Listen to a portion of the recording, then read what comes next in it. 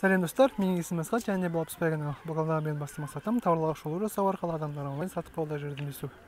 Бүгінгі видео шамалы Руслан Жанпейісов стайл, және де біздің өңірге танымал Мейрамбек Протеин стайл. Бүгінгі видео детский кресло жайында. Бірақ детский кресло жайында енді көп әңгіме айта алмаймыз, өйткені айтатында көп әңгіме жоқ ол жерде.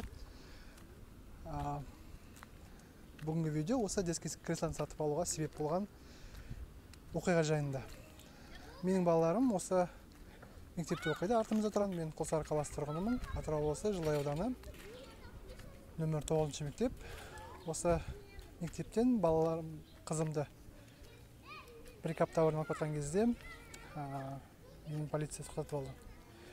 Тоқтатудың себебі алдыңғы орында бала отыр деген. Менің ойымша, мына қасаптың үстінде тұрған камера солай көрді, яғни алдыңғы орында бала отырды. Мектеп, бала, жалпы солай ойлаған шығар. Бірақ алдыңғы орында менде пакет тұрды, зат тұрды. Полиция затты көрді де, енді жіберуге болады, бірақ жіберген жоқ. Өйткені біздің полицияның бірінші мақсаты айыппұл жинау, екінші мақсаты мүмкін халықты қорғау шығар. Сондықтан да бірінші мақсатын орындау мақсатында маған айыппұл салып жіберді. Айыппұлдың себебі балаңыз детский креслосыз отыр деген. Сондықтан да мен осы детский креслоны сатып алдым. Айтпақшы, айыппұлдың көлемі осы кресло болмағанға 13 мың шамасы. 10 күннің ішінде төлесе 6900 сондай болады. Сондықтан да 7000 теңгеге штраф салды, және де 3-4 күн аясында мен детский кресло сатып алдым. Біреуі 4400 Каспийден. Кресло міне осындай.